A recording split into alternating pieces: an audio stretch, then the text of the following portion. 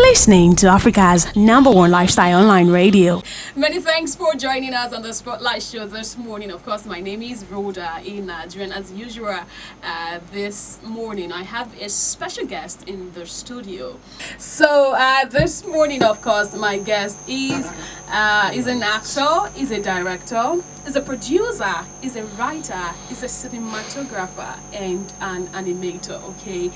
I had to tell him that we'd have to break it down because if we should start talking about what you've done before, we might not finish the show. Alright. Okay, so this morning, of course, my special guest in the studio is Ehizoje Bolo. Whoa! Like I said, he's an actor, he's a director, a producer, a writer, a cinematographer, and of course an animator.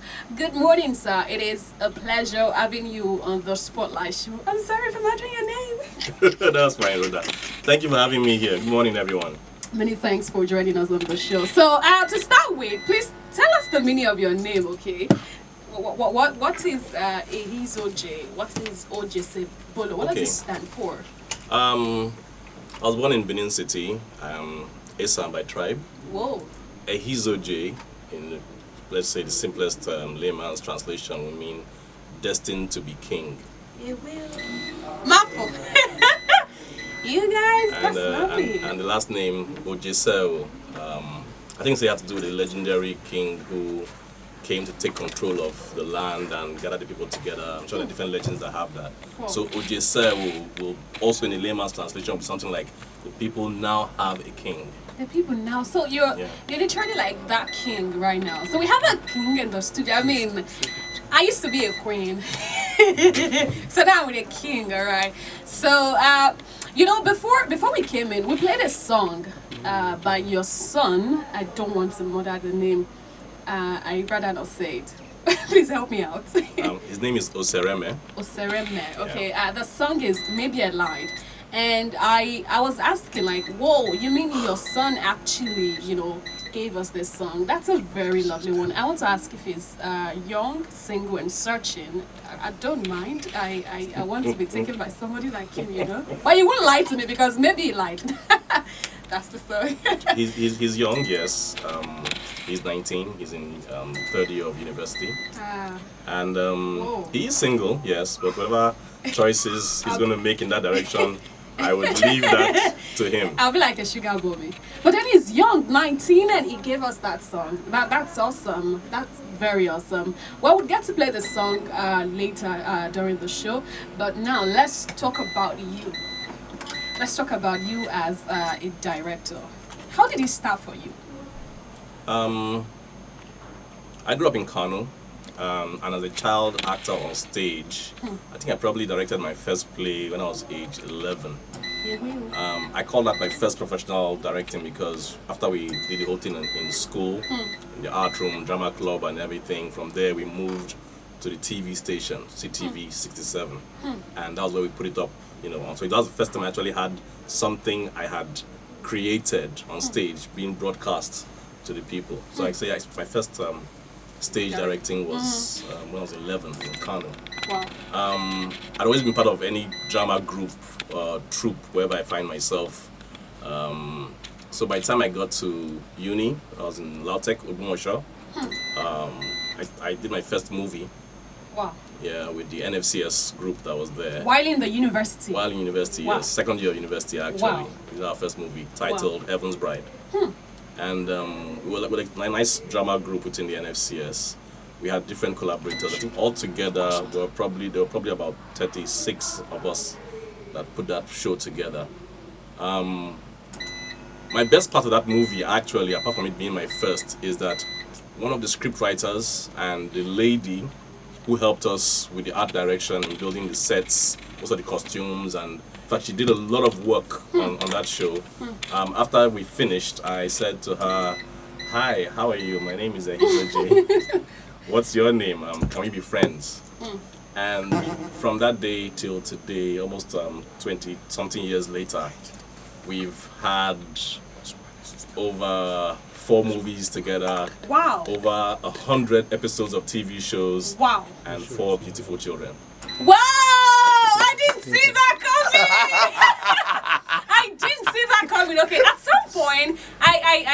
that, okay, it's probably heading to this place. So he switched, and I'm like, okay, no, that's not what he's trying to say. Whoa! So what's her name? Her name is Princess Ibironke. Oh my God, when? She's my producer and MD of Ceromus Media Productions Limited. That is actually like the sweetest thing that can, that is, when you have your wife doing the same thing you do, helping you, working together, like the synergy, somebody told me that you can wake up in bed one day and then you'll be like, babe, let's shoot this movie. And then you just, that's God, please help me, Wow, that's very, very amazing. So you literally started your career with her, Princess Ibironke. Yes. We've been together for, like I said, over 20-something years, and almost any project I had the opportunity to work on, whether it was from our private studio or a contract of some sort, she will always be. Most times she would even be signed on as one of the crew members, depending on what was needed. Her usual department is script writing, producing, and art direction. So somewhere in between, I'll have her around, even if she wasn't contracted on a particular job, because she has other stuff she does. She was also a fashion designer. Wow. She's doing all Fabrica Freak. Wow. So if she's not out of the country doing her designer stuff, which I maybe can call tailoring stuff. Tailoring, but they don't like. They don't like. Don't call. I'm not into. She's a designer. Yeah. So she's going to come for you. So every once in a while, I'll have her just come and like consult in my ears in, okay, Princess, this is what we're doing here and all that. What do you think? And she'll probably hint me out. So sometimes people say, this director is very smart. So someone is behind a successful man. There is this woman out there, supporting. All right. So, I've asked some people how it feels working with your partner, now your wife. Has it ever been challenging? Has there ever been a time where you'd be like, man, I want another producer, I want another writer, I don't like this from you, anytime where there was like a clash or argument or something? There's always a clash and argument. First of all, it's a man-woman relationship, okay? So there's always an argument. I'll see things from the technical side, she'll see things from the emotional side. Then there's the fact that we're both professionals. We're both, by God's grace, very, very good at what we do. Very talented. So we always have that, rubbing against one another. Then there's the thin line where, some people have the opportunity to escape. You were on set and then you go home to complain to your spouse, your partner. This is what they did. Yes. We have to now go home. Whoa. And I'm going to complain about my producer, and she's going to complain about her director. And that's you. And we're arguing over dinner, but yes, but no, but yes, but no. Wow. But somewhere in between, oh, but yes, oh, but no, oh, but yes, yes. And in a couple of minutes, we've resolved whatever issue it is, One thing I appreciate about her more than anything else is the fact that she always says she would rather have me as the director of anything she does than anyone else.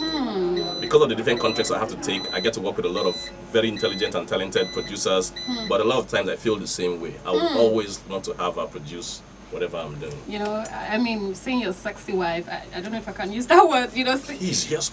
Seeing your sexy wife, moving around as a producer, don't let me say what I want to say. That's Say it. No. Because when I say it, you guys I'm lying, Yes. It is very distracting at times. That's what I was going to say.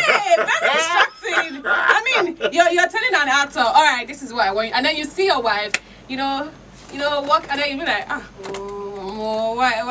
Let me even go a bit deeper. Her name is Ibironke, right? Most people call her Ronke. The princess is. She's my princess of my heart, first of all. Hi. I don't call her queen, I call her princess. Because, check all the stories you've heard. Queens are the bad guys now, queens are the villains. Queens are always trying to poison someone or the other with some apple or the other. But the princess, that's where the thing is touching, that's where the romance lives. So she's my princess. And princess is my pet name for her. So I probably called her princess once or twice on set, and then an actor or someone also calls her princess. And you're like, don't do that. No. You can't do it. Don't cross that line. No. Don't even go there.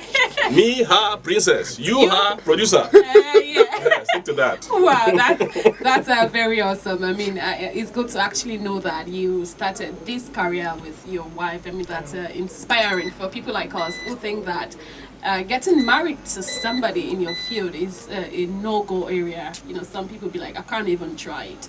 Now let's talk about your how it started for you when it comes to your educational background. All right, I saw that you went to school in several universities, and I saw a lot of them. I'm like, okay, I won't do the talking.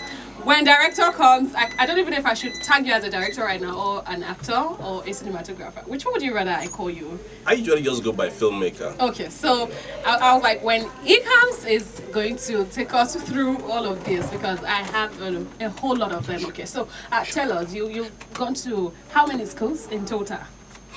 Schools. Okay, I'm a graduate of the Middlesex University in England. Right?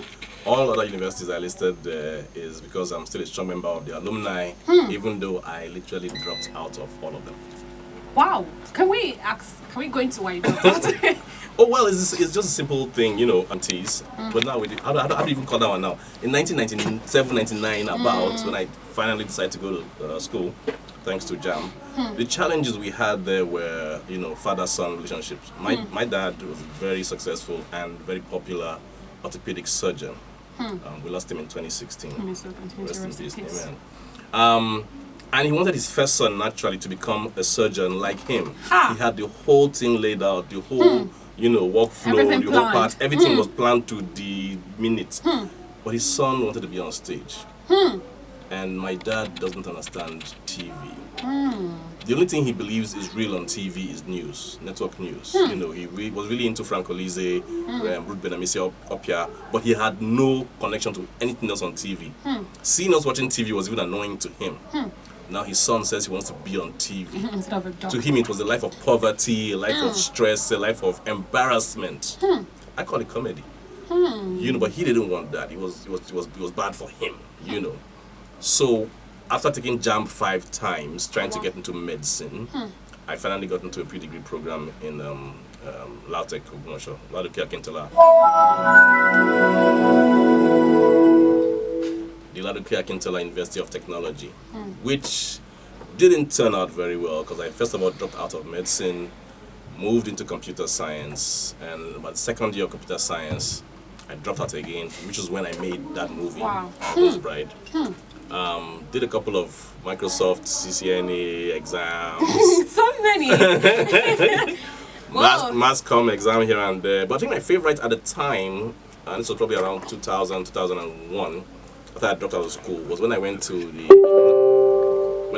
International Film and Broadcast Academy in Lagos, run by Victor Ohai, who is now the president of the Directors Guild of Nigeria.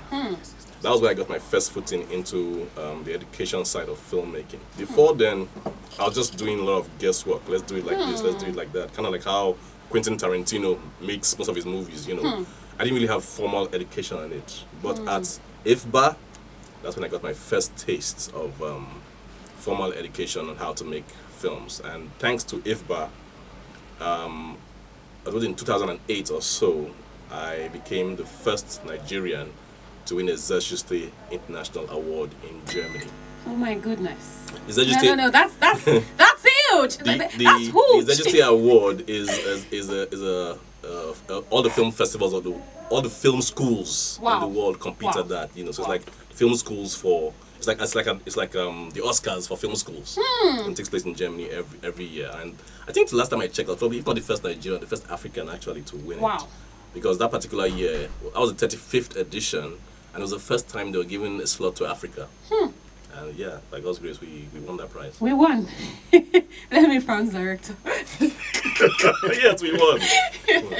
So I pushed on, and you know, after working in different places, I found myself back in school again. The challenge we had was I didn't have a degree at the time, and my dad was still alive. I said, okay, son, you need a degree. Because for him, he started getting used to the idea of seeing his son on TV, getting praises. Yes. But there will always be that one guy in the room that will say, Oshino said the guy and drop out.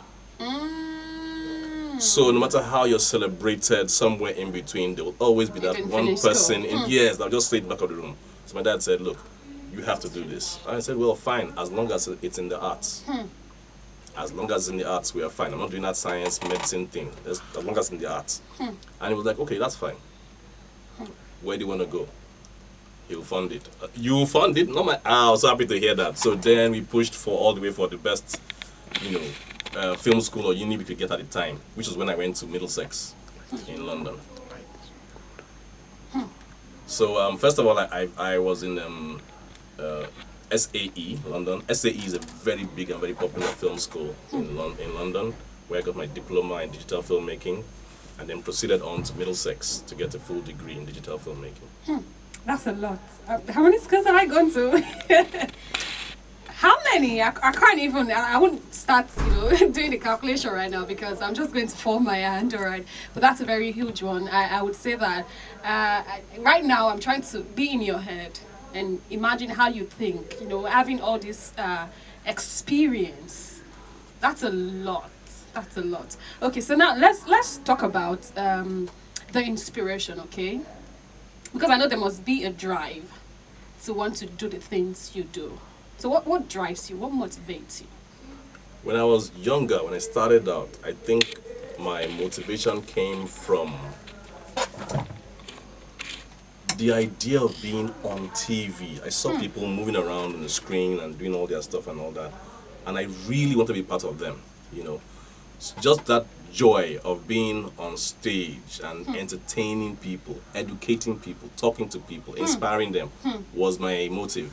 Such that until I did my first stage play, which ended up on TV, I had no idea people were getting paid for it. Well, so you were just doing it like it you were was just literally... fun. It was Wow. just fun. So I found out that it's an occupation. People can actually study it. People get paid on the Make daily money. and make money for this thing. I was like, this is it. This is where I live. Yeah, this is where I want to do it. And don't forget that back in those years, Nollywood hadn't really picked up then. So it was That's something true. that grew up gradually. So, but as I got older and gotten a bit more mature, I think what it is for me now is the impact. How I'm able to leave a legacy. There are quite a number of people who, and I always feel very, very, very happy and humbled whenever they mention my name as part of their success story in this industry. A couple of guys had their first taste of being in front of the camera on my sets. So I feel really, really proud of these people till today. And I'm still searching for more people I can do this for, because this has now become my mission. Upcoming acts, new people who are not given a chance or who are given stress to get on TV or anything. there. If you can find me and you are really talented, come, let's work. That's my new mission now. Here I come. Wow. So right now it's not about the money anymore, but about the legacy you want to pass across. Where I would say that for me that is inspiring, because it means that there will come a time where the money does not have to be the thing that drives you anymore. Slow down, I like money. I really, really like money. Come on. Which is why I'm a producer. With what we do, 90% of us are self-funded, especially in the third world countries, third economies.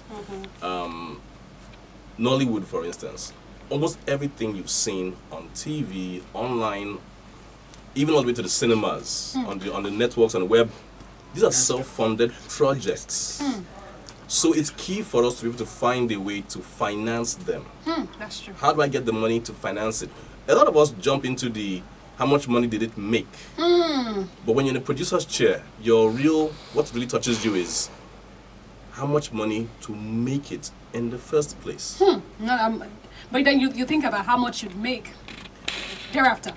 Everyone else thinks about that, but as a producer, it's not the first thing on your mind. I mean, let's pick any title you can think about, especially with the Nollywood films that are popular right now.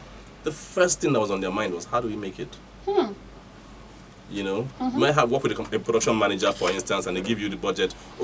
Bros, to make this film be like 25 million naira. Even though you're not flinching and no one can see you reacting to it, your feet are quaking as in, Lord have mercy. How am I going to do this? 25 million, yes. 25 million to make a film. Some other person will knock you on the back of your head and go, 25 million, go and build land, go and buy land. That's it. Real estate and all that. Invest that money in something else. But yeah, we raise that money. We distribute it, share it among other talented people. Just so we can create this work of art. That's the business we do.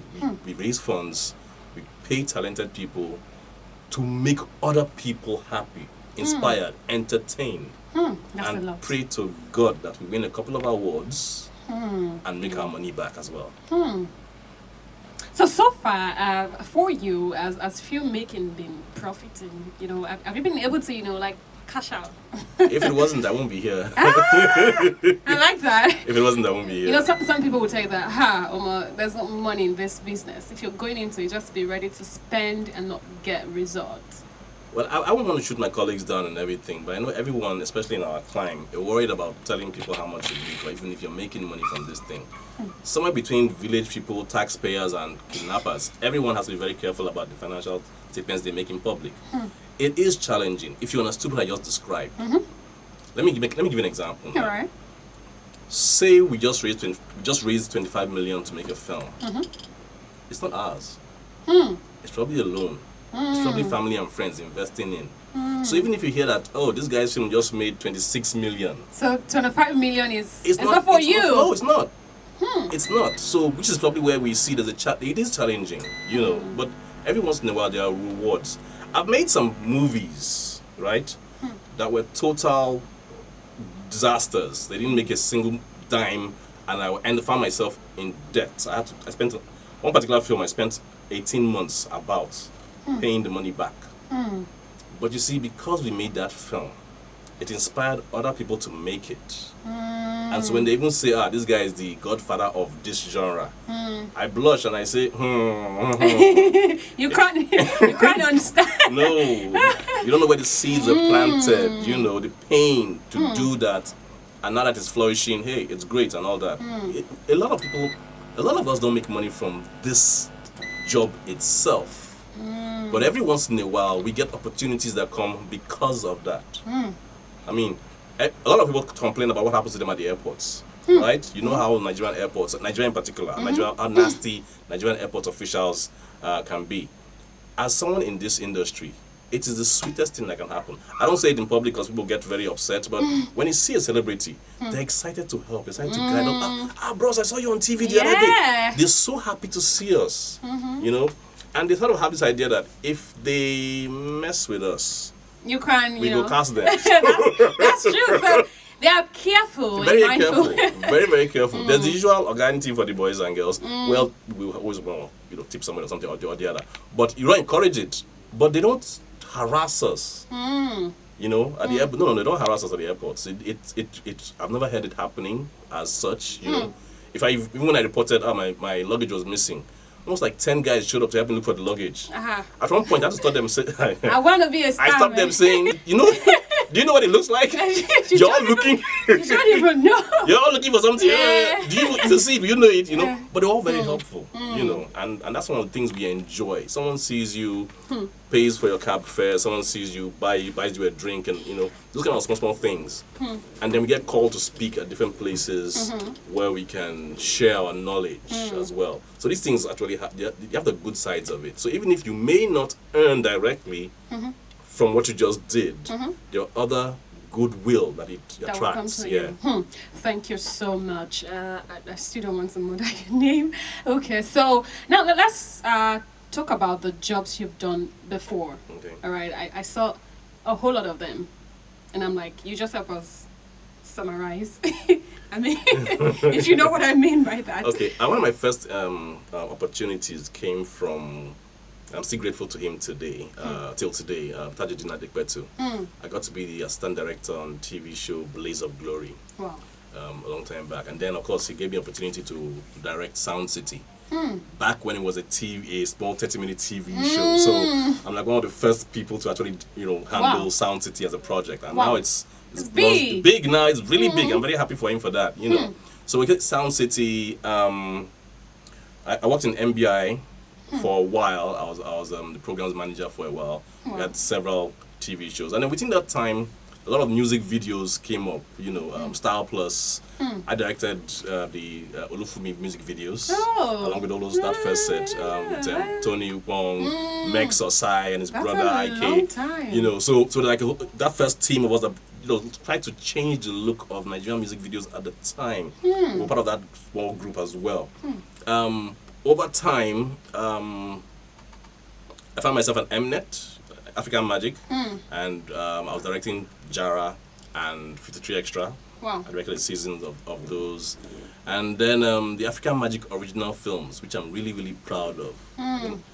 I'm off set out to do like 250 of those films. Wow. And yes, I was part of that team as well. Wow. Personally, I probably did like 45 of those films. Whoa! And That's huge! I'm so proud of that project till today. Wow. Because not only are they still on air, but they can still match up where quality is concerned. Someone once hinted me that the advent of those short films actually helped Nigerian cinema get to where it is today, because it was like proof that we could, with a nice cute little budget, not too big, not too small, definitely not too small, yes, we could produce something of quality. So it's sort of my, I think, proudest achievements. Apart from my own personal franchise, which I produced with my dear princess, which is the Jimmy Bendel franchise, and it's basically written, produced, directed, and starring me. My name is Bendel, Jimmy Bendel. My name is Bendel. So if anyone sees me on the streets today, they most likely will recognize me as Jimmy Bendel, apart from all the other things I have done. Thank you so much. I think I can now call you Jimmy Bendel. That's something I can relate with instead of murdering the real name. All right, so now let's talk about how the movie industry impacts the society. In the olden days, I mean, there was this argument we had then, and as some of my colleagues were saying that in the olden days, more of the stories we have were contributing to, societal growth. And then relating it to the present, they said that right now we have a lot of stories that they don't contribute anything to the society except to impact negatively. So how would you explain that? Being someone who has been there before and is still here. Still here now. Yes. In every industry, there's the good, there's the bad, there's the ugly. Certainly. No matter where you turn to, okay? There's the good, there's the bad, there's the ugly. The films of yesteryears told stories that impacted the society.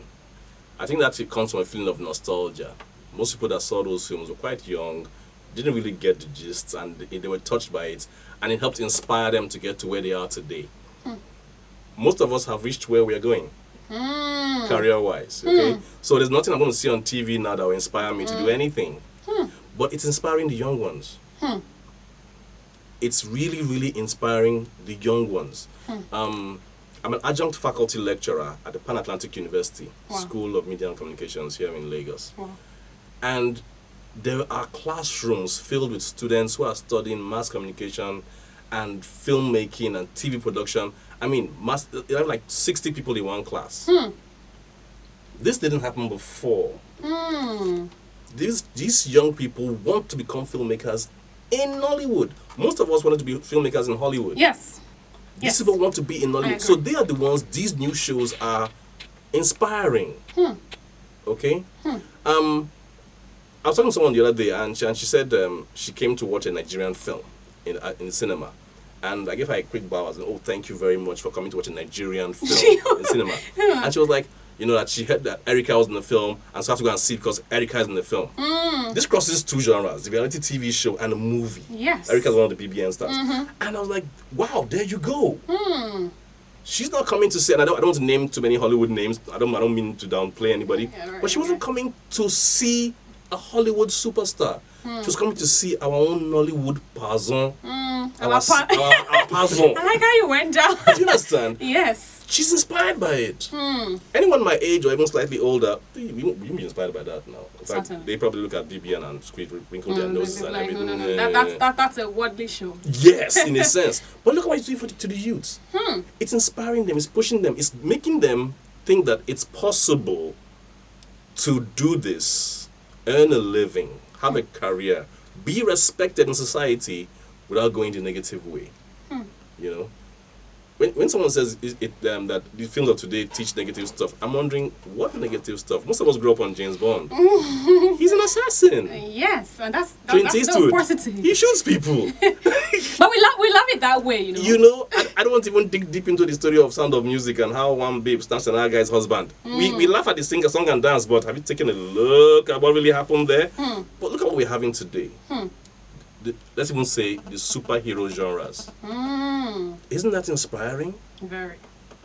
Isn't that inspiring? We don't exactly have shows where the bad guy gets away like we did in the past. Right now, the bad guy is caught. The bad guys don't get away anymore. They receive their justice. You know, just they can't escape now. You know, not back in the days where whether a ritual you do or you go and rob a bank or whatever it is and you still get away some way or the other. Have some neat confession at the end. No, they meet their due justice. You know, it's if nothing else, it's curbing the idea of it. Don't do this because this is what will happen to you in the end. If you do that. Yes. So, so I'm wondering how are you watching the films? What portrayal are you noticing? You know, what portrayal are you noticing? Are you idolizing the villains, or are you following the hero's journey? You know, kind of thing. But I don't think that films of nowadays are in any way, you know, as in, they don't have anything to impact to the younger generation. I don't believe that. You know. So in short, we have more of content that are impacting compared to the olden days, because that's the argument. I want to know if in the olden days it was better than now, or it is better now. Anyone who says the olden days is better is thinking of nostalgia. It felt better. Felt better, but it wasn't better. It wasn't exactly better. Name the title, name the film. Think of what we're doing right now on the internet, okay? Your online stuff and how big everything is online, all right? Especially with the massive amount of choices people can make. I don't know, I work with the youth a lot in church and in the schools, and depression is very popular online and in their hearts. Almost literally, if you live in Nigeria, you must face one kind of depression or the other. Certainly. If you don't believe me, run through traffic and see what happens. You will be upset. That's true. Now, look at what we're doing with the jokes, the skits, the comedians. It's so big that the international communities are even tapping into it. You know? Come on. If we're discussing impact, that is definitely on the positive side. People are watching Nigerian comedies, not just Nigerians, but even abroad, to relieve the stress, to have some form of catharsis that will make them happy. The pursuit of happiness right now is watching a Nigerian film. You want to get happy? Watch a Nigerian film, watch a Nigerian comedy. You want to laugh. Go Nollywood, and you would laugh, and you will have something to discuss with a total stranger. Hi. What's your name? Oh, hi. You're Nigerian? Oh, I love your movies. That's how people relate to us abroad. So we're getting there. No. We got there 10 years ago. Whoa. We are there. Wow. We are there. You understand? We are there. So yeah, let's be a bit open-minded and try and look at us very carefully. The thing about Nigerian programs is, whether we like it or not, we're telling our own stories. Maybe this is what some people can't adjust to. Yes. We're telling our own stories. Whether na Juju story or na Yahoo story or na Winshi. Look, it's us now. You're watching a film and 10 minutes into it, you already know someone who actually does this. Yes. It's our own story. We can't keep lying to one another. The truth hurts, but there it is. And then sometimes we might have a story that's, a condition that's challenging, and the solutions are hidden there. You know, they just slide it in there in one scene.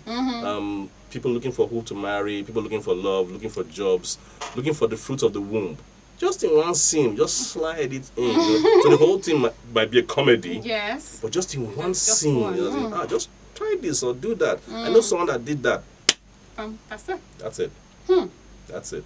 That's our message. That's our form of evangelism, so to speak. Wow. I'm having fun on the show and I'm learning as well, if I can use that word, okay? So now let's talk about me wanting to be a filmmaker. Say for a while now, more like your own dream. I want to be a filmmaker, and then my parents, they want me to be this. and I don't even have the funds. If I want to say, okay, I want to just stubborn, I want to prove stubborn and go have my own way. So what would your own advice be to such persons? 20, 30 years ago, saying you don't have the funds, you're right. This afternoon, we have this cute little device called a smartphone. You can record yourself right here, right now. Deliver your message, edit it, correction, sound edit, add a soundtrack, and broadcast in less than an hour. That's true. And the only cost will be the cost of the phone and probably the cost of data. You know? Because I've seen some things online, they don't even have production design as beautiful as this. They don't even care. In front of gates, they do their skit, they go. Nothing stops them. And it gets mileage. I saw one horrible, in fact, when my wife was showing me, she had her finger on the number of views, right? And it was a horrible thing to watch. It was cheesy and funny in its own way, but she had her finger on the views. And I was looking at this and so, okay, it's cheesy and funny. She takes her finger off, 18 million views. Whoa. That thing was viewed 18 million times. Wow. At very little. How much did it cost them to make that thing? You understand? Now, the good part is that on certain internet platforms, you can actually get paid for these things. But whether or whether not, you don't really need that much money anymore. Okay? To become a filmmaker. Get your script, get your story, record yourself and put it online. I think Justin Bieber is one of the most popular people who started off just recording himself. I think his mom helped him with that. And now he's an international star. That's happening for so many people. So I certainly don't have to, you're saying that I don't have to go looking for, say, 10 million, say 20 million, because I want to make a movie that, everyone would enjoy. If you start out well and just let people know who you are and what you can do, someone will present you with that 10 million. Most of the jobs I have done, I didn't have the money. I worked with so many executive producers, so many sponsors. God bless each and every one of them. They have the money and they bring it to me. Oh, I heard you're good at this. Here you go. Let's make something good. You know? Fantastic. So that's the first step of becoming a filmmaker at all. Be a filmmaker. Make a film. Make a film. 60-second short thing. Put it out there online. Let people see it. That's all. And there are even platforms that you can even submit some of these movies. Yes. I think well, there's so many platforms, in fact. Starting with the basic ones we know online. I mean, the really basic ones, YouTube, Facebook, and all the others. Then there are so many other ones on an international level. My film that won in Germany in 2008 was a 4-minute short film. Wow. 4 minutes, black and white, silent film. One actor. 2008. And it won Best from Africa. You know, so I think that was probably the genesis of micro budget filmmaking. You know, as long as your content is solid, your content is tight, your content is inspiring, your content is entertaining. That's the key word. Someone can see this and either laugh or cry, be inspired, be educated, or frightened. You have you're made. You're made. You're made, basically. Okay, so how do I deal with my my parents, wanting me to be a lawyer, and I want to be a filmmaker, a media person, The long way around is to finish being a lawyer. Just go to law school, finish it. Okay, so you have to let them have their blessing, have their blessing, and then go do whatever you want so as an adult. After I'm done, I bring the certificate to them and be like, I'm done. So you might want to hold it, because if someone parades your film, you want to come back, hey, I'm a lawyer. Don't touch my film. All right? But then the short way around is which is what I did, sneak around their back, do it. Make a noise that's loud enough for them to hear. Then come and lie down at their feet and beg. Okay, yes, I really wasn't doing medicine, but look at what I made. What do you think? But that's a lot of risk, okay? Because yes, it's risk. Some parents would. It's very risky. It's very risky. We've heard a lot of sad stories. I mean, really fatal sad stories.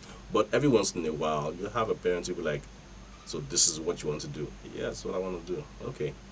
Just make sure you don't get hurt. Make sure you're able to earn income with it. Because they actually want you to be a standard. They want the money. That's all they want. That's all they want. A parent takes care of a baby in many countries from birth to the almost 25 years. They know they're going to face their twilight years. The end is coming very soon. They're going to become like babies as well.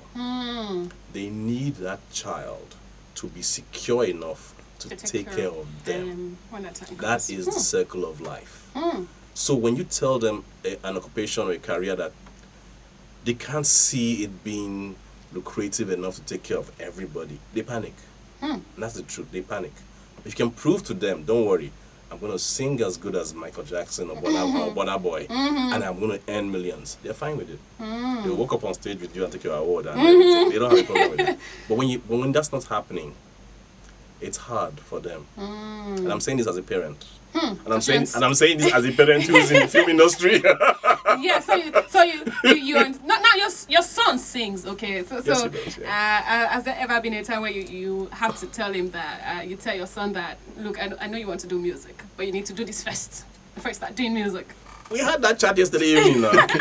You know, he showed me the new song he's just written and how beautiful it is. And I was like, wow, this is cool, but how far with your assignments? No, Daddy, I'll do that. Why not start lining by? Do your assignments, finish them, be happy with them, go see your lecturers, make sure they know you. I had that issue back in school because I wasn't known. You know, they just... see, when people know who you are, it's easy for them to relate with you. But when you're just a name on the register, it's very difficult. And I was shy, I was hiding away. And a lot of bad things happened to me in school because of that. I know now that was the reason why. They didn't know me.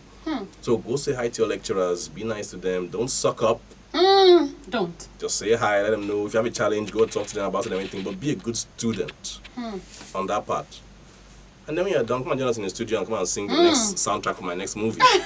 But finish your assignment first. Pass your tests. Balancing. Pass your test. I'm not saying pass your test 5 over 10. Pass your test 9 over 10. Well, so if I don't Yes, I'm one of those parents. And I can actually say it because I used to come first in class. Well, so You know, I used to come first in class. So I have my certificates. I can tell my children, oh, I got all A's in GCE.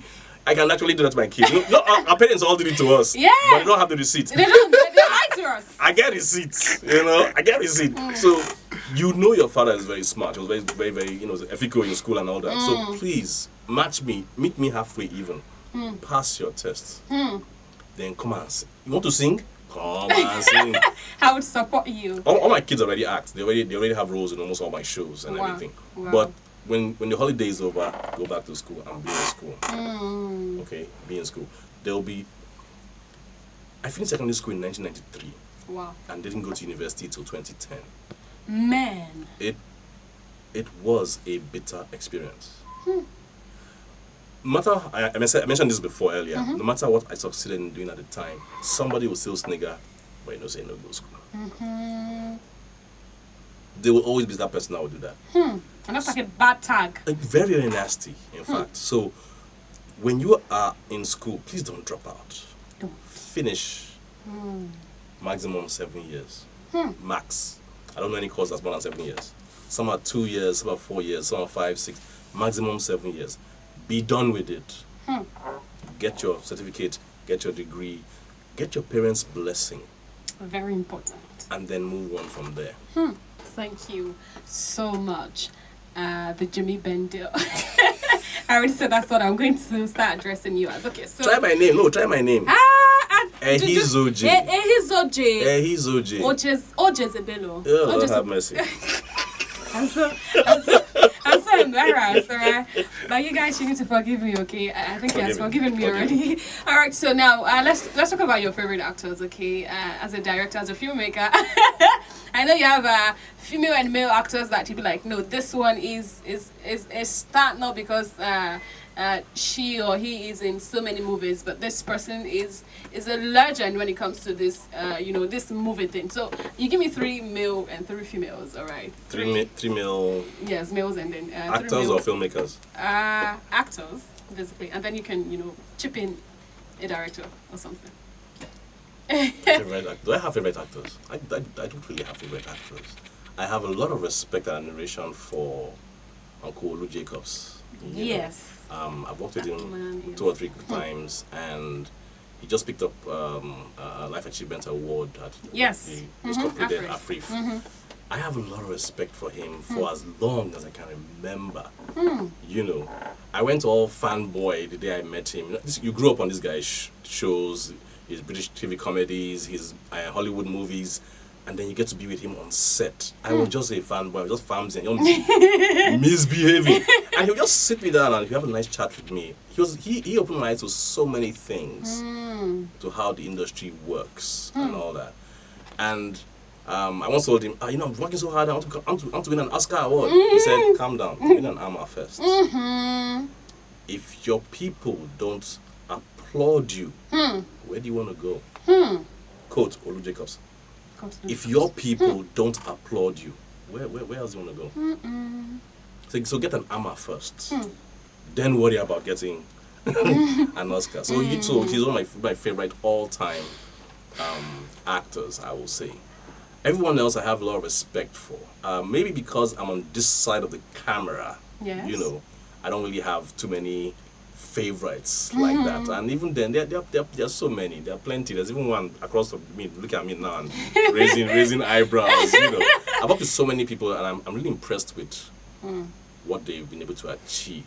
You know, I don't want to call one or two and then leave the others out. That's my dilemma right now. If you gave me a cast of characters, long list of 20 people, I won't stop talking.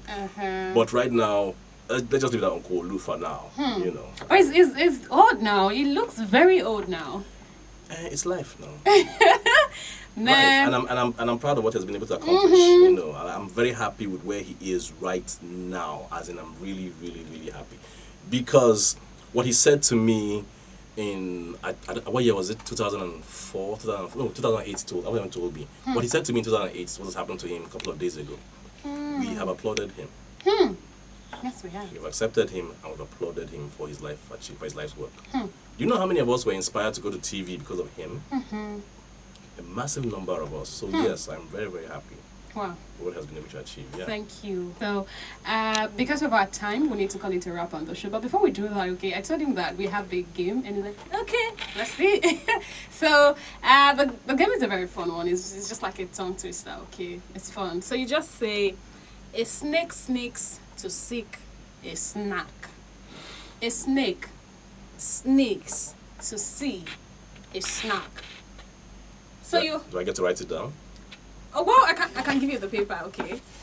A snake sneaks to seek a snack. 5 times, very fast. You get it? Ha! It will. Don't let me put a price tag. so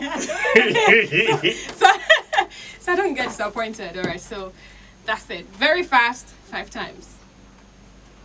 A snake sneaks to seek a snack. A snake sneaks to sneak a snack. A snake sneaks to seek a snack. A snake sneaks to seek a snack. A snake sneaks to seek a snack.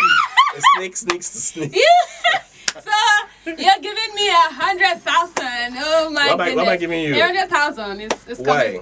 Because you didn't get it. I was going to give you the 100,000 if you had gotten it. Okay, I'll give you 100,000 molecules of oxygen. I knew it. Wow. That's unfair. But no problem. You said 100,000. Bros, don't be so. 100,000. Let me put naira. So money, naira. It could be dollar. I don't mind. I'll give you a rain check. Hey, till that time. Post-dated. Okay, so where can I find you? Okay, because trust me, I have been inspired. Say I want to reach out to you. I want to learn from you. I want to be your girl. You know, just like being your boy kind of thing. Where can I find you on social media? On social media, I am the real Jimmy Bendel. One word. So I'm lowercase everything. The real Jimmy Bendel on Instagram. On Twitter, when they finally allow us to use Twitter, I am at Ehiz Ojeseo. One word as well. EHIZOJESEBHOLO. In a very short sentence, what is your advice to people out there who want to go into the film industry? If you were born in this generation, you have the best opportunity to be a media superstar. any one of the medias you choose. Audio, literary, or TV or film. Because the internet will do magic for you. It did for me. It has done for so many that have come after me. So, this is your time. Don't play with the internet. Don't. This is not about laughing at failed videos. Use it to learn stuff and boost your career. That's a takeaway from me. I'm certainly taking this and I'm starting to get serious with, promoting myself on the internet. Thank you so much. It has been amazing. It has been inspiring hearing from you. I mean, you've been there, like I said, back then, and you're still here, and it's such a privilege and an opportunity bringing you on the show. Many thanks for joining us on the Spotlight shows that we really appreciate. So let me call the name again, and this time I'll not mess up. So special thanks to my guest once again for coming on the Spotlight show in person of Ehizoje Ojezebelo. Thank you so much for coming, so we appreciate it. Thank you for having me. All right, do not forget to join us tomorrow, 11 to 12 noon for another edition of the Spotlight show. My name is Rhoda Inaj, and of course keep listening to Panache FM. Bye for now and have a lovely day.